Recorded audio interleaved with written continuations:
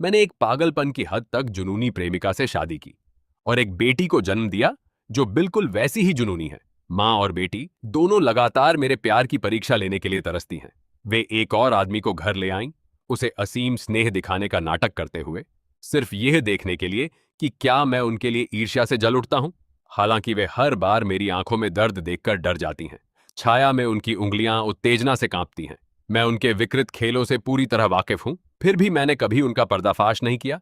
बस चुपचाप इस हास्यास्पद तमाशे में साथ निभाता रहा। उस दुर्भाग्यपूर्ण दिन तक लू यानजी और मैं दोनों एक दुर्घटना में घायल हो गए। हम दोनों को अस्पताल ले जाया गया। डॉक्टर के चेहरे पर गंभीर भाव थे। दोनों मरीजों की बाहें बुरी तरह चकनाचूर हो चुकी हैं, लेकिन अभी के लिए सर्जन केवल एक ही व्यक्ति की पुनर्निर्माण सर्जरी कर सकता है। जो दूसरे नंबर पर जाएगा उसे स्थायी विकलांगता का खतरा है। जब मेरी चेतना अभी भी धुंधली थी, मैंने अपनी बेटी शेन यू की बचकानी लेकिन दिल दहला देने वाली आवाज सुनी। मां, चलो पहले अंकल लू को बचाते हैं। अगर पिताजी का हाथ बर्बाद हो गया तो वे बाहर जाकर पियानो कॉन्सर्ट नहीं कर पाएंगे। इस तरह पिताजी के पास हमारे साथ रहने के लिए ज्यादा समय होगा। क्या तुम नहीं चाहती कि पिताजी को हर वक्त देख सको मां, ताकि उनकी पूरी दुनिया सिर्फ हम हो? शेन चिंगली बहुत देर तक चुप रही। आखिरकार वह बोली, पहले लू यानजी को बचाओ। उस पल मुझे ऐसा लगा जैसे बिजली का झटका लगा हो। मैंने कभी कल्पना नहीं की थी कि मेरे सालों के धैर्य का अंत इतनी क्रूरता से होगा। मैंने धीरे धीरे अपनी आंखें बंद कर ली। मेरे दिमाग में आखिरी ख्याल यही था कि जब मैं जागूंगा तो उन दोनों से मेरा कोई वास्ता नहीं रहेगा। जब मैं जागा, डॉक्टर ने कहा कि सर्जरी बहुत देर से हुई। मेरी बांह कभी भी अपना मूल कार्य वापस नहीं पा सकेगी। मेरा पियानो करियर प्रभावी रूप से समाप्त हो गया। इस बीच अपनी भूमिका निभाने के लिए शेनचिंग और शेन युलू यानजी की देखभाल के लिए उसके पास रहीं। वे एक बार भी मुझसे मिलने नहीं आईं। बिना कोई हंगामा किए मैं चुपचाप कुछ दिन अस्पताल में रहा। घर लौटने के बाद सबसे पहले मैंने एक वकील से संपर्क किया। मैंने तलाक का समझौता तैयार किया। फिर मैंने अपना सामान पैक करना शुरू कर दिया। मैंने अपने जन्मदिन वाला पासवर्ड डाला, उस कमरे का दरवाजा खोला जिसमें उन दोनों ने मुझे कभी घुसने नहीं दिया था। मेरी आंखों के सामने एक कमरा था जो दीवारों, मेजों पर मेरी तस्वीरों से भरा पड़ा था। यहां तक कि बंद अलमारियों के अंदर भी हर तरफ मेरी ही छवि थी। सब कहते थे कि शेन माँ बेटी मुझसे कभी प्यार नहीं करती थीं, लेकिन केवल मैं जानता था कि वे मुझे एक रुग्ण हद तक प्यार करती हैं। मेरी दादी और शेनचिंग की दादी गहरी सहेलियां थीं। मेरे माता पिता के गुजर जाने के बाद मुझे शेन परिवार में लाया गया। जब मैं पहली बार शेनचिंगली से मिला, वह लड़की सीढ़ियों पर खड़ी मुझे नीचे से देख रही थी। उसकी नजर पाले जैसी ठंडी थी। मुझे उससे पहली नजर में प्यार हो गया। मैंने कई सालों तक उसका पीछा किया, लेकिन उसने कभी मेरी तरफ आंख उठाकर देखने की जहमत नहीं उठाई।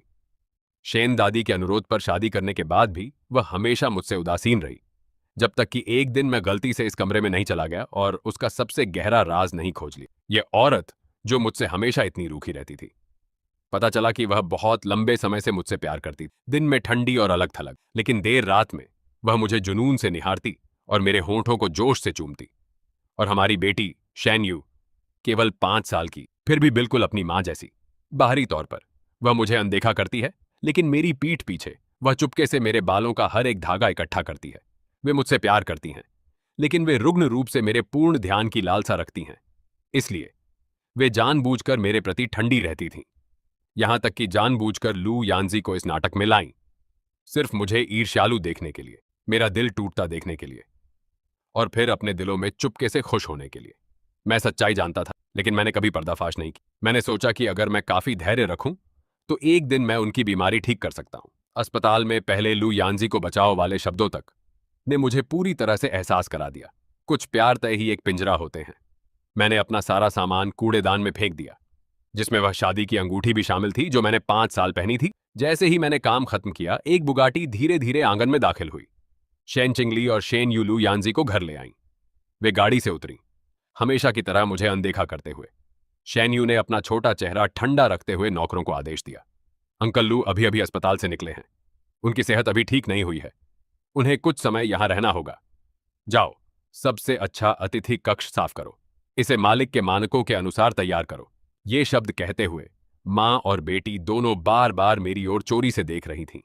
मेरे चेहरे पर ईर्ष्या या दिल के दर्द की तलाश कर रही थीं। अगर पहले होता तो मेरा दिल जरूर टुकड़े टुकड़े हो गया होता, लेकिन अब मैं उनके लिए एक और आंसू नहीं बहाऊंगा। उनकी अपेक्षा के अनुसार कोई प्रतिक्रिया न देखकर उनके चेहरे थोड़े उदास हो गए, लेकिन उन्हें लगा कि उनका अभिनय अच्छा नहीं था। इसलिए वे लू यानजी को विला के अंदर ले जाने में जुट गईं ताकि अपना छोटा सा नाटक जारी रख सकें। लू यानजी ने सचमुच घर के मालिक की तरह व्यवहार किया, सफेद गुलाबों की शिकायत करते हुए। ये फूल सुंदर हैं, लेकिन ये विला के लिए ठीक नहीं है। लाल गुलाब बेहतर रहेंगे।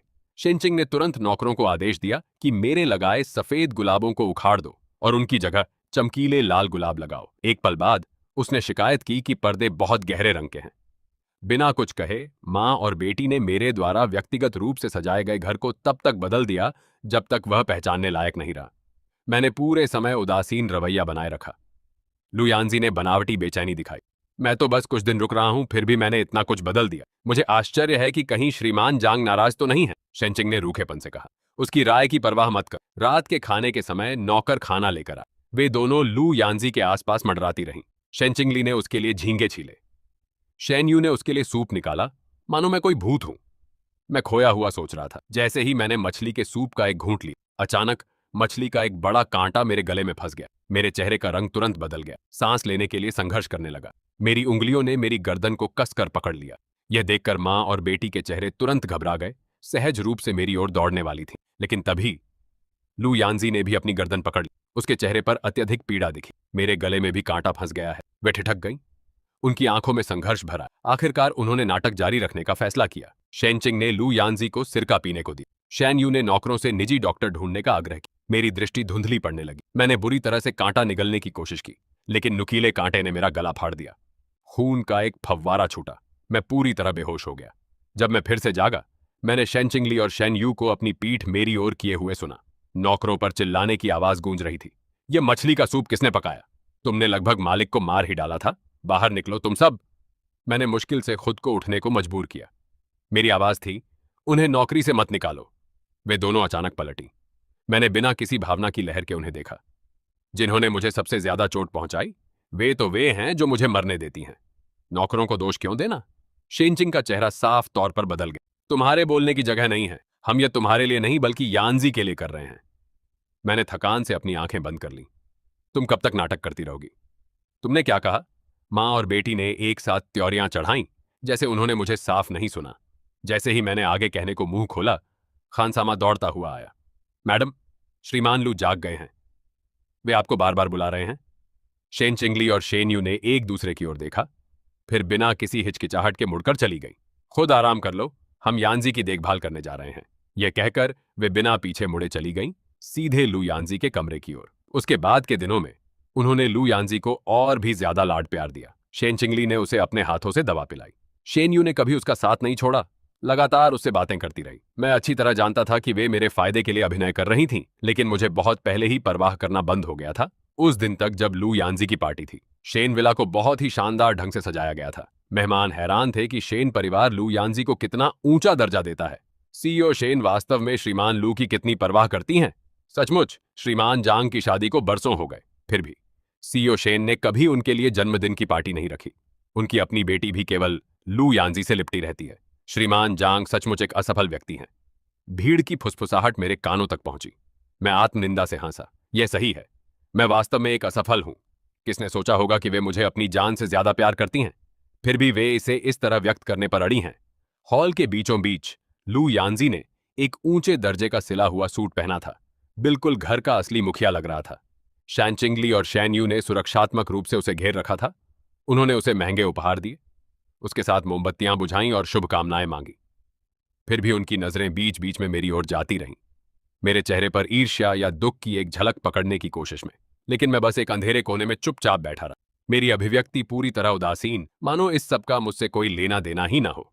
उनके चेहरे उत्तरोत्तर सख्त होते गए। श्रीमान जांग, लू यानजी ने अचानक कहा। उसकी आवाज कोमल थी। आपने मेरे लिए क्या उपहार तैयार किया है? मैंने ऊपर देखा। मैंने कुछ तैयार नहीं किया। लू यानजी पीछे नहीं हटा, दयनीय दिखने का नाटक करते हुए। मेरे जन्मदिन के लिए कोई उपहार कैसे नहीं हो सकता? उसने दुखी होने का अभिनय किया। क्या आप मेरे यहां रहने का स्वागत नहीं कर रहे?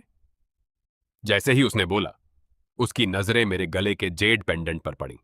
उसकी आंखें चमक उठीं। यह पेंडेंट कितना सुंदर है। कैसा रहेगा अगर आप इसे मुझे जन्मदिन के उपहार के रूप में दे दें? मैंने त्योरियां चढ़ाईं, सहज रूप से जेड को कसकर पकड़ लिया। नहीं। लू यानजी की आंखें तुरंत आंसुओं से भर आईं। मदद के लिए उनकी ओर देखा। उतारो इसे। शेनचिंग की आवाज बर्फ जैसी ठंडी थी। शैनयू और भी तिरस्कारपूर्ण हो गई। यह तो बस एक पुराना घिसा पिटा जेड है। चूंकि अंकल लू को यह पसंद है, बस उन्हें दे दो। पिताजी इतने कंजूस क्यों हो? यह कोई साधारण जेड का टुकड़ा नहीं है। मेरी आवाज कांपने लगी। शेनचिंगली आगे बढ़ी और हार छीन लिया। डोरी मेरी गर्दन पर कस गई, एक लंबी लाल रगड़ छोड़ गई। चुभन भरा दर्द तीव्र था। क्या श्रीमान जांग सचमुच जेड का एक टुकड़ा देने में इतने अनिच्छुक हैं? ज्यादा से ज्यादा मैं आपको बाद में एक वैसा ही खरीद दूंगी। कोई भी समान टुकड़ा इसकी जगह नहीं ले सकता, मैंने कांपती आवाज में कहा। यह मेरी दादी द्वारा छोड़ी गई विरासत है। शेनचिंगली एक पल के लिए ठिठकी, लेकिन जल्दी ही अपने ठंडे व्यवहार पर लौट आई। मृतक जीवित नहीं हो सकते। तुम्हें इन पुरानी चीजों से दूरी बना लेनी चाहिए, तभी तुम दर्द से उबर सकते हो। जैसे ही उसने जेड लू यानजी को दिया, मैंने साफ देखा कि उसकी उंगलियां बुरी तरह कांप रही थीं। शेन यू ने जोड़ा, बिल्कुल पिताजी, आप बस बहुत जिद्दी हैं। मैं पूरी तरह टूट चुका था। क्या वे सचमुच इतना क्रूर अभिनय कर सकती हैं? क्या उनका प्यार सचमुच मुझे पीड़ित देखने की चाहत है? मैं उसे वापस छीनने ही वाला था कि लू यानजी के हाथ से गलती से वह फिसल गया। क्रैक! जेड गिरकर टुकड़ों में बिखर गया। मेरी पुतलियां सदमे से सिकुड़ गईं। मैं उन्हें उठाने के लिए नीचे झुका। तुम क्या कर रहे हो? लू यानजी ने घबराहट का नाटक किया। माफ करना, मेरा इरादा नहीं था। मुझे इसे ठीक करने में मदद करने दो। दूर हटो। मैंने उसे धक्का देकर अलग किया, कांपते हुए टुकड़ों को अपनी हथेली में समेट लिया। टूटे जेड के नुकीले किनारों ने मेरे मांस को गहराई से काट दिया, लेकिन वह दर्द मेरे दिल की पीड़ा की तुलना में कुछ भी नहीं था। मैं अपने कमरे में वापस जाने को मुड़ा, लेकिन शेनचिंगली ने मुझे रोक दिया। यह कैसा रवैया है? यह तो बस जेड का एक टुकड़ा है। अगर टूट गया तो टूट गया। तुमने यानजी को धक्का क्यों दिया? मैं उनसे एक और शब्द नहीं कहना चाहता था। मैं उनके पास से खिसककर सीधे ऊपर चला गया। अपने कमरे में मैंने टुकड़ों को वापस जोड़ने की कोशिश की, लेकिन चाहे मैंने इसे जोड़ने की कितनी भी कोशिश की, दरारें साफ दिखाई दे रही थीं। ठीक वैसे ही जैसे मेरा शेन मां बेटी के साथ रिश्ता, जिसे कभी ठीक नहीं किया जा सकता। मैंने एक गहरी सांस ली। बाहर जाकर कोई कुशल कारीगर ढूंढने का फैसला किया जो इसे ठीक कर सके। जैसे ही मैंने दरवाजा खोला, लू यानजी पहले से ही ठीक बाहर खड़ा था। उसके होठों पर एक आत्मसंतुष्ट विजयी मुस्कान खेल रही थी। अब तुम्हें मेरी अहमियत समझ आ गई होगी, यहां तक कि तुम्हारा सबसे कीमती खजाना भी। मेरे एक कहने पर वे इसे छीनकर मुझे देने को तैयार हैं। वह करीब झुका, अपनी आवाज धीमी करते हुए। अगर तुम समझदार हो तो जल्दी ही हट जाओ। उसका असहनीय रूप से आत्मसंतुष्ट चेहरा देखकर मुझे अचानक यह बहुत हास्यास्पद लगा। मुझे आश्चर्य है कि क्या शेनचिंग और शेनयू जानती हैं कि जिस व्यक्ति को उन्होंने अपने नाटक के लिए चुना है, उसका लालच इतना गहरा है। मैंने ठंडी नजरों से उसे देखा। मुझे लगता है कि तुम ही हो जो अपनी जगह नहीं जानता। लू यानजी का चेहरा अचानक बदल गया। तुम्हारा मतलब क्या है? क्या ऐसा हो सकता है कि तुम्हें कुछ पता चल गया? मेरा आगे बहस करने का मन नहीं था। उसे धक्का देकर निकलने वाला था, लेकिन लू यानजी ने अचानक मेरी कलाई पकड़ ली। वहीं रुको, साफ साफ समझाओ। जाने दो। मैंने जोर से उसका हाथ झटक दिया। मैंने साफ तौर पर ज्यादा ताकत नहीं लगाई थी, लेकिन लू यानजी ने ऐसे अभिनय किया जैसे उसे जानलेवा धक्का दिया गया हो। उसने अपना संतुलन खो दिया और पीछे की ओर लड़खड़ा गया। एक तीखी चीख गूंजी। लू यानजी सीढ़ियों से नीचे लुढ़क गया। उस जोरदार धमाके ने शेनचिंगली और शेनयू का ध्यान खींचा। वे दौड़ती हुई आईं। शेनचिंगली ने तुरंत लू यानजी को गोद में उठा लिया, जो फैला हुआ पड़ा था। क्या हुआ? लू यानजी ने खून से लाल आंखों से कहा।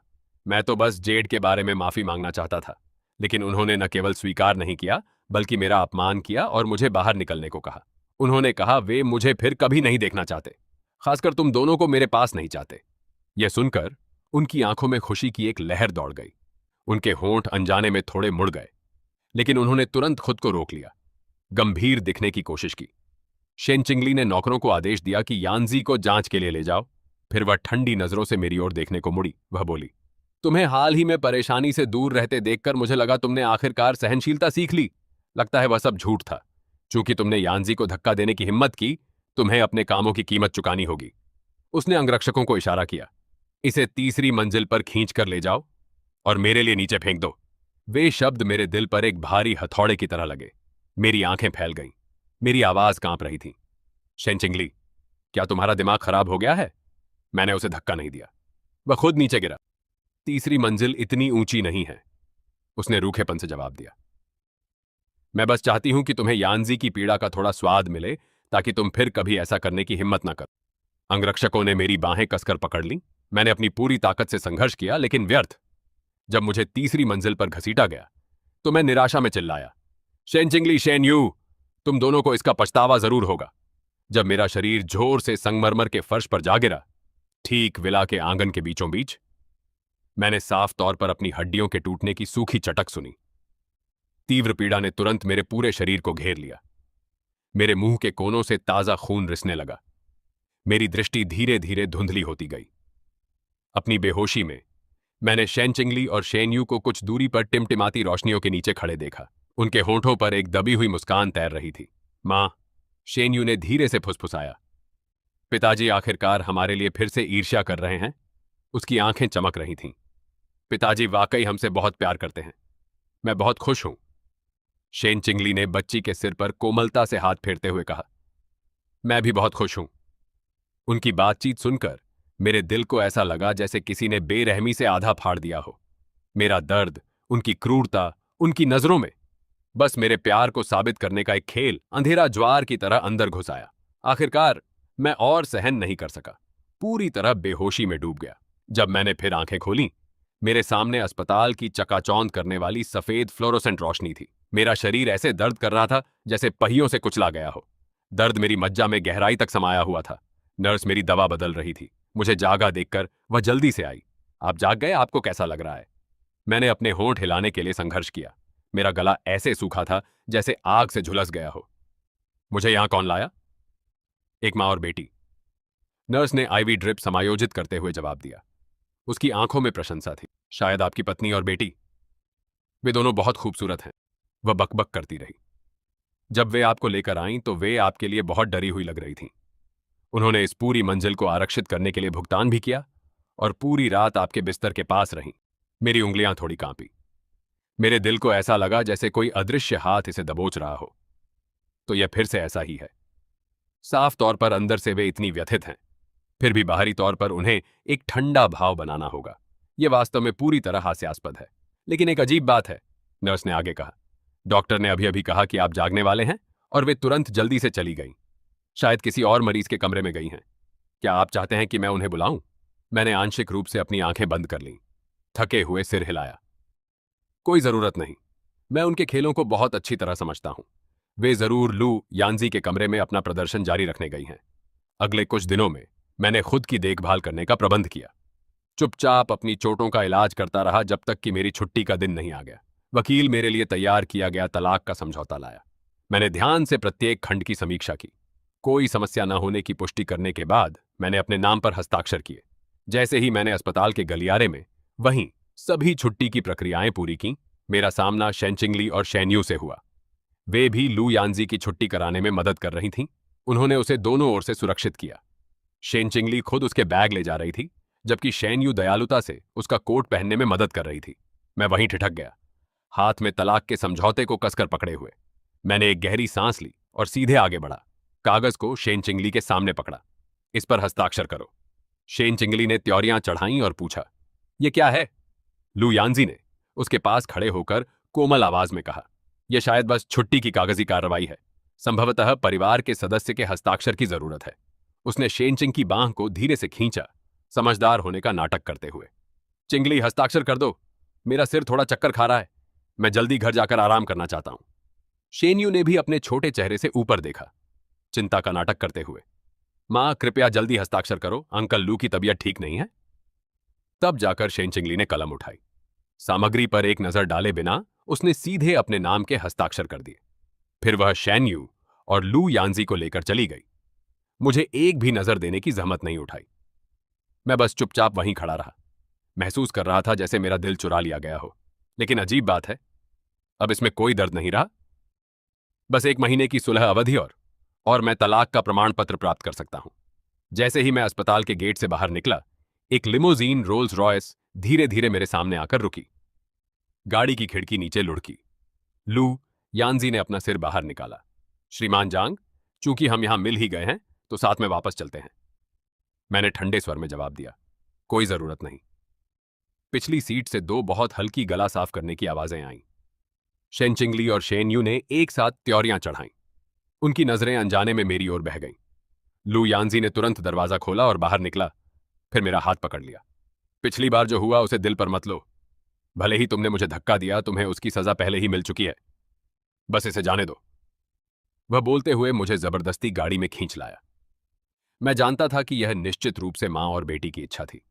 वे मुझे करीब चाहती हैं लेकिन इसे शब्दों में बयां नहीं कर सकती, इसलिए वे लू यानजी को ढाल के रूप में इस्तेमाल करती हैं।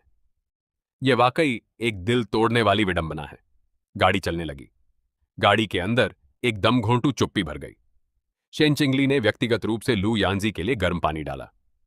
शेन यू ने स्नेहपूर्वक उसे बाहरी कोट पहनने में मदद की।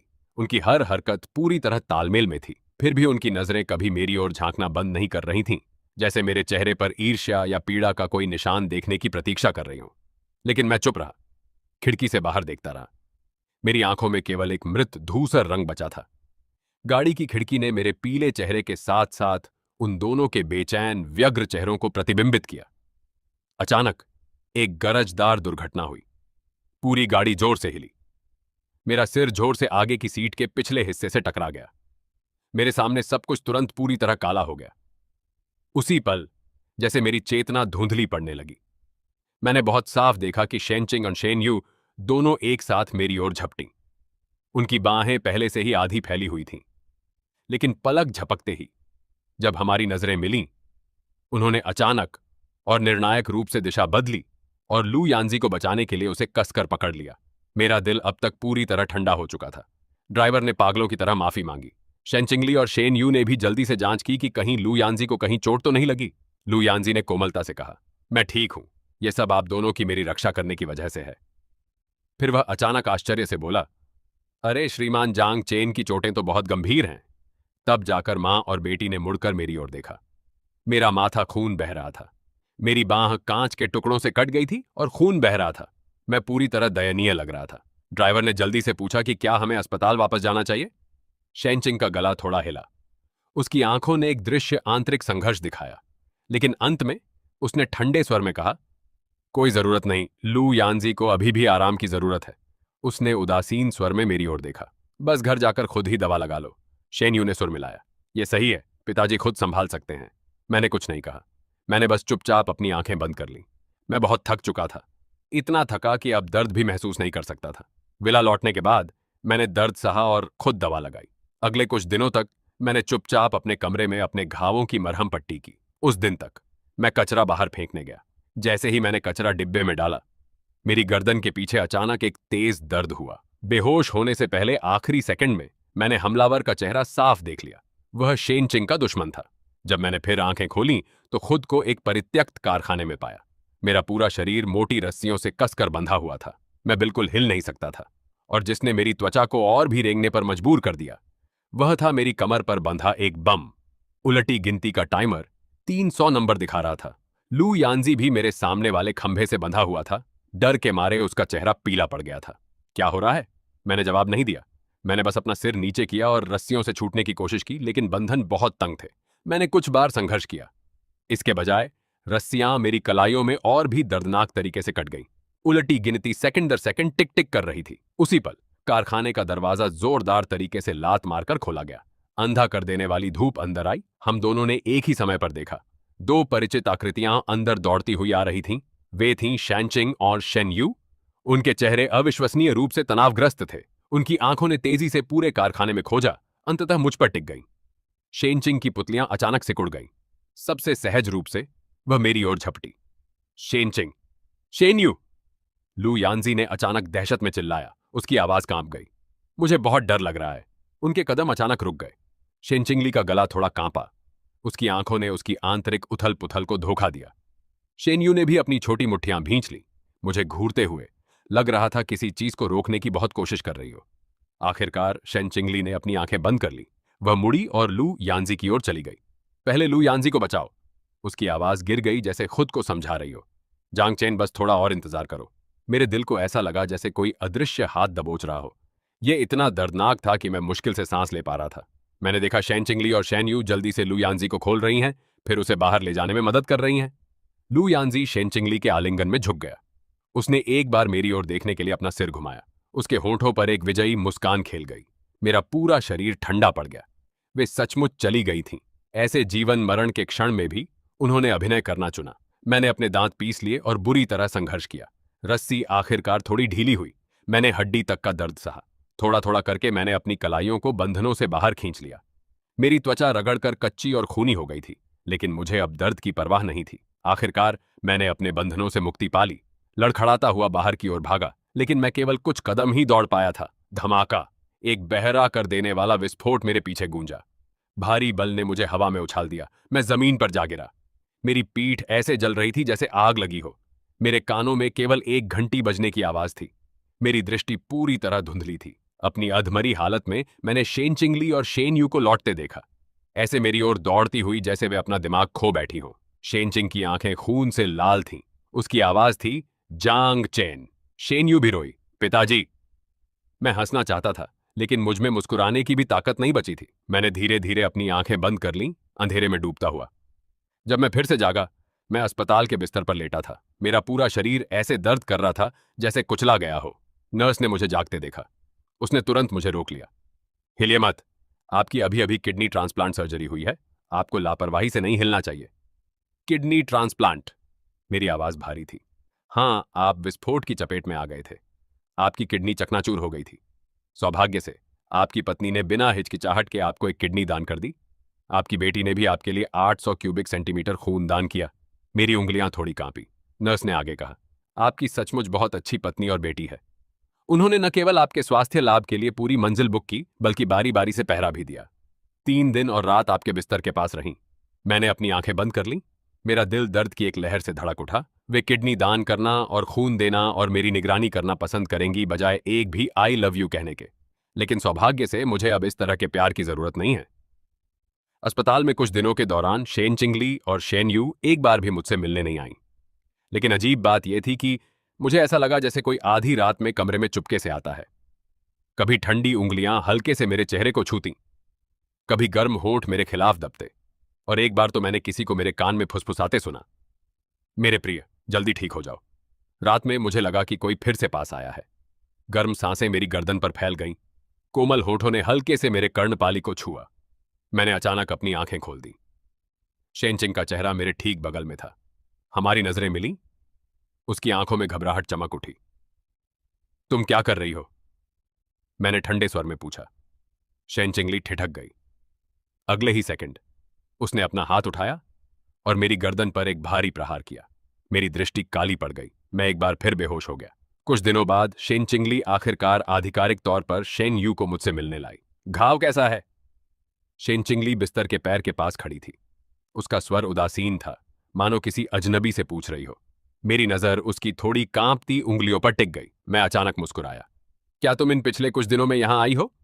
शेन चिंगली की पुतलियां अचानक सिकुड़ गईं। उसने जल्दी से अपना चेहरा दूसरी ओर कर लिया। उसकी आवाज तीखी थी। नहीं, हम लू यानजी की देखभाल में व्यस्त रहे हैं। आज हम बस दवा लेने आए थे और रुककर देखने चले आए कि तुम कैसे हो। यह कहकर वह तुरंत जाने को मुड़ी। उसकी पीठ ऐसे अकड़ी हुई थी जैसे लकड़ी के तख्ते पर कीलों से ठोंक दी गई हो। शेन यू वहीं खड़ी रही। उसके छोटे हाथ ने उसकी मां की कमीज का किनारा कसकर पकड़ रखा था। उसकी आंखें खरगोश की तरह लाल थीं। शेन चिंगली, शेन यू, मैंने अचानक उन्हें वापस बुलाया। मां और बेटी दोनों ने एक ही समय पर अपने सिर घुमाए। उनकी हरकतें पूरी तरह तालमेल में थीं, जैसे 1000 बार अभ्यास किया गया हो। मैंने उनके समान चेहरों को देखा। शेन चिंगली की तनी हुई जबड़े की रेखा, शेन यू की लालिमा लिए आंखें। मुझे अचानक अविश्वसनीय रूप से थका हुआ महसूस हुआ, जैसे मैंने हजारों मील की यात्रा की हो केवल यह पाने के लिए कि मंजिल अब वहां नहीं थी। मैंने अपने होंठ खोले। यह कहने का इरादा किया कि मैं जानता हूं वे हर रात चुपके से आती हैं, सुबह तक मेरे अस्पताल के बिस्तर की निगरानी करती हैं। कहना चाहता था कि मैं शेन चिंगली पर उसकी विशिष्ट ठंडी सुगंध सूंघ सकता हूं। कहना चाहता था कि मैं गलियारे के अंत में शेन यू की दबी हुई सिसकियां सुन सकता हूं। लेकिन अंत में मैंने बस थके हुए अपनी आंखें बंद कर लीं। रहने दो, मैं थक गया हूं। इतना थका कि अब मुझमें इस हास्यास्पद तमाशे का पर्दाफाश करने की भी ताकत नहीं रही। अगर वे दर्द से प्यार साबित करना इतना पसंद करती हैं, तो उन्हें अपने दिल की इच्छा के अनुसार प्रदर्शन करने दो। वैसे भी मैं इस मंच को छोड़ने वाला हूं। मेरी छुट्टी का दिन मेरी दादी की पुण्यतिथि के साथ ही पड़ा। जैसे ही मैं अस्पताल के दरवाजे से बाहर निकला, मैंने शेन चिंगली की कार सड़क के किनारे खड़ी देखी। कार की खिड़की नीचे लुढ़की। शेन यू ने अपना सिर बाहर निकाला। आज परदादी की पुण्यतिथि है। मां और मैं तुम्हारे साथ चलेंगी, ठीक है? मैंने कार का दरवाजा खोला, तभी पिछली सीट पर लू यानजी की आत्मसंतुष्ट मुस्कान दिखी। मेरी उंगलियां फूल के रैपिंग पेपर पर कस गईं। मैं चुपचाप कार में बैठ गया। कब्रिस्तान में एक ठंडी हवा उदास रूप से बह रही थी। एक कर्मचारी ने आकर सम्मानपूर्वक कहा, श्रीमान जांगचेन, आपकी दादी की कब्र के लिए एक अतिरिक्त प्रबंधन शुल्क की आवश्यकता है। शेनचिंगली ने सीधे प्रक्रियाओं को संभालने के लिए अपना कार्ड निकाला। उसके और शेनयू के जाने के बाद लू यानजी का भाव तुरंत बदल गया। तुम्हारी दादी को मरे हुए कितने साल हो गए और तुम अभी भी श्रद्धांजलि देने आते हो? समय की कितनी बर्बादी है, उसने व्यंग्य किया। वह बूढ़ी चुड़ैल अभी क्यों नहीं मर जाती? क्या वह इतनी अच्छी जमीन पर लेटने लायक भी है? मैंने अचानक ऊपर देखा। मेरी आंखें खून से लाल हो गईं। फिर से कहो, क्या मैंने कुछ गलत कहा? लू यानजी दुर्भावनापूर्ण ढंग से हंसा। यह सौभाग्य की बात है कि बूढ़ी चुड़ैल जल्दी मर गई, वरना अपने पोते को इतना दयनीय मोटी चमड़ी वाला, एक ऐसी औरत से चिपके रहने वाला जो उससे प्यार नहीं करती, देखकर वह शायद गुस्से से वापस जिंदा हो जाती। चटैक! एक तीखा थप्पड़ पूरे कब्रिस्तान में गूंज उठा। लू यानजी लड़खड़ाकर पीछे हट गया। उसके सिर का पिछला हिस्सा जोर से कब्र के पत्थर से टकराया। उसके संवारे हुए बालों से तुरंत ताजा खून टपकने लगा। दजांगचेन! शेनचिंगली और शेनयू शोर सुनकर दौड़ती हुई आईं। ठीक उसी समय इस दृश्य को देखने के लिए लू यानजी ने तुरंत अपना सिर पकड़ लिया और दयनीय ढंग से चिल्लाने लगा, शेनचिंगली, श्रीमान जांगचेन मुझसे नाराज हैं क्योंकि पिछले कुछ दिनों से हर कोई मेरी देखभाल कर रहा है और मुझे यहां तक ले आया उनकी दादी को श्रद्धांजलि देने। वे इतने ईर्ष्यालु थे कि उन्होंने मुझे मारा। यह इसलिए है क्योंकि मुझे अपनी जगह नहीं पता। यह स्वाभाविक ही है कि वे नाराज हैं। मां और बेटी ने एक दूसरे की ओर देखा। उनकी आंखों में गुप्त आनंद की एक झलक चमकी, लेकिन बहुत जल्दी शेनचिंगली का चेहरा काला पड़ गया। उसने मेरी ओर देखा। उसकी नजर बर्फ जैसी ठंडी थी। जांगचेन, तुम फिर से क्या शरारत कर रहे हो? शेन यू का भी चेहरा सख्त था। उसका छोटा चेहरा उसकी मां की कार्बन कॉपी था। उसकी आवाज उसकी उम्र से कहीं ज्यादा परिपक्व लग रही थी। पिताजी, आपने अंकल लू यानजी को चोट पहुंचाई है, इसलिए आपको सजा मिलनी चाहिए। यह कहते हुए शेनचिंगली ने अपना हाथ उठाया। अंगरक्षकों को आदेश दिया, मेरे लिए अस्थि कलश खोदो। मेरी पुतलियां हिंसक रूप से सिकुड़ गईं। मेरे पूरे शरीर का खून मानो एक पल में जम गया। शेनचिंगली, तुम्हारी हिम्मत नहीं हुई। अंगरक्षकों की हरकतें आश्चर्यजनक रूप से तेज थीं। फावड़ों के जमीन खोदने की आवाज खामोश कब्रिस्तान में बेचैन कर देने वाली तरह से गूंज रही थी। मैं पागलों की तरह आगे बढ़ा, लेकिन मेरी कलायां अंगरक्षकों ने कसकर पकड़ ली। उसी पल अस्थि कलश को खोला गया। ठंडी हवा का एक झोंका चीखता हुआ गुजरा, धूसर सफेद चूर्ण को ऊपर उठाकर हवा में हर जगह बिखेर दिया। तुम क्या कर रहे हो? शेनचिंग का भाव अचानक बदल गया। उसकी आवाज में एक अभूतपूर्व घबराहट थी। तुम्हें राख बिखेरने की अनुमति किसने दी? अंगरक्षक अवाक रह गया। फावड़ा जोर की आवाज के साथ जमीन पर गिर गया। क्या सीईओ का मतलब यह नहीं था कि वह हड्डियां पीसकर राख बिखेरना चाहती थी? समय मानो इस पल में जम गया। शेनचिंगली और शेनयू दोनों वहीं जड़ होकर खड़ी रह गईं। उनके दो समान चेहरों पर एक साथ वही सदमा और पछतावा दिखाई दिया। मैंने आसमान में उड़ती राख को देखा। एक पल के लिए मुझे लगा जैसे मेरी दादी की दयालुता हवा में गायब होती जा रही है। वह दादी जो मुझे अपने कंधों पर बिठाकर आड़ू तोड़ने ले जाती थी। वह दादी जो हमेशा मेरी रक्षा के लिए सबसे पहले आगे आती थी जब भी मेरे साथ गलत होता। वह दादी जो अपनी आखिरी सांस तक मेरी खुशी की चिंता करती रही। बस ऐसे ही वह स्वर्ग और पृथ्वी के बीच धूल के एक बादल में बदल गई। मेरे दिल को ऐसा लगा जैसे कोई अदृश्य हाथ कुचल रहा हो। इतना दर्दनाक कि मैं मुश्किल से सांस ले पा रहा था। मेरे गले में एक धात्विक मिठास उभर आई। मुंह से खून की उल्टी हुई और मेरी दृष्टि काली पड़ गई। ठंडी कब्र के पत्थर के ठीक सामने ढह गया। अपनी बेहोशी में मुझे लगा जैसे मैं अनंत अंधेरे में तैर रहा हूं। मां और बेटी की किस्मत की आवाजें मेरे कानों में फुसफुसाईं। ऐसे लग रहा था जैसे वे दूर किसी जगह से गूंज रही हों। मां, क्या हमने मजाक को बहुत आगे बढ़ा दिया? शेनयू की आवाज सिसकियों से भरी थी। हमने पिताजी को इतना सुना कि उन्हें खून की उल्टी हो गई। इसके तुरंत बाद गर्म हाथों के एक जोड़े ने सावधानी से मेरा हाथ थाम लिया। शेनचिंग की आवाज हांफते हुए कांपी। जोंगचेन, मुझे माफ कर दो। कृपया जाग जाओ। मेरा इरादा नहीं था, राख बिखेरने का इरादा नहीं था। पिताजी, शेनयू ने सुड़कते हुए कहा। उसके छोटे हाथ ने हल्के से मेरे गाल को छुआ। हम बस तुम्हें ईर्ष्यालु बनाना चाहते थे। हम तुमसे प्यार करते हैं। मेरी आंखों के कोनों पर आंसू उभर आए, चुपचाप तकिए को भिगोते हुए। उन्हें मेरे दर्द की जरूरत थी यह साबित करने के लिए कि मुझे परवाह है। उन्हें मेरे आंसुओं की जरूरत थी मेरे प्यार की पुष्टि करने के लिए। हर चोट के पीछे जो उन्होंने दी, उनकी बीमार संतुष्टि छिपी थी। तो यह था उनका प्यार करने का तरीका। मुझे चोट पहुंचाना, रोने पर मजबूर करना, मर जाने की इच्छा करना, सिर्फ यह साबित करने के लिए कि मुझे परवाह है। लेकिन इस तरह का प्यार मुझे नहीं चाहिए। जब मैं घर पर जागा, पूरा विला पूरी तरह खाली और शांत था। केवल नौकर नीचे काम कर रहे थे। मैंने समय देखने के लिए अपना फोन खोला। इसके बजाय स्क्रीन शैंचिंग और शेन यू द्वारा लू यानजी को उच्च स्तरीय रेस्तरां और लग्जरी डिजाइनर स्टोर्स पर ले जाने की खबरों से भरी हुई थी। हर तस्वीर में लू यानजी ने शेनचिंग की कमर में हाथ डाला हुआ था। शेन यू उसका हाथ पकड़े हुए थी। वे तीनों एक असली परिवार की तरह चमकदार मुस्कुरा रहे थे। मैंने उदासीनता से उन समाचारों को हटा दिया। मेरी नजर कैलेंडर पर टिक गई। एक तारीख को लाल स्याही से गोला किया गया था। तलाक की कूलिंग ऑन ऑफ अवधि में केवल 3 दिन बचे हैं। मैं आखिरकार आजाद होने वाला हूं। शेन कॉरपोरेशन की स्थापना की वर्षगांठ पर नाम मात्र के पति के रूप में मुझे उपस्थित होने के लिए मजबूर किया गया। भोज हॉल शानदार ढंग से सजाया गया था। टिमटिमाती रोशनी और मादक शराब हवा में भर गई। लू यानजी ने एक ऊंचे दर्जे का सिला हुआ सूट पहना था। उसकी बांह में बांह डाले शेन चिंगली स्नेहपूर्वक थी, पार्टी के असली मेजबान की तरह दिख रही थी। उसने सबकी चापलूसी को शालीनता से स्वीकार किया। सीईओ शेन वास्तव में श्रीमान लू यानजी के प्रति बहुत उदार हैं। सचमुच सचमुच, मैंने सुना है कि युवा सुश्री भी विशेष रूप से उन्हें पसंद करती हैं। मैं कोने में चुपचाप शराब पी रहा था, जैसे इस सब का मुझसे कोई लेना देना नहीं था। पार्टी के बीच में मेजबान ने लकी ड्रॉ सेगमेंट की घोषणा की। पहला पुरस्कार था सीईओ शेन और युवा सुश्री से एक इच्छा मांगना। चाहे जो भी हो, वे जरूर मानेंगी। पूरा दर्शक उत्साह से गूंज उठा। हर कोई परिणाम की बुरी तरह प्रतीक्षा कर रहा था। श्रीमान लू यानजी को प्रथम पुरस्कार जीतने पर बधाई। लू यानजी ने आश्चर्य का नाटक किया, अपने मुंह को हाथ से ढंकते हुए। गरजदार तालियों के बीच मंच पर कदम रखते हुए उसने माइक्रोफोन लिया। उसने शर्मीली नजर से शेनचिंगली की ओर देखा। मेरी इच्छा है शेन्यू को मुझे पिताजी कहते हुए सुनना। माहौल तुरंत ठंडा पड़ गया।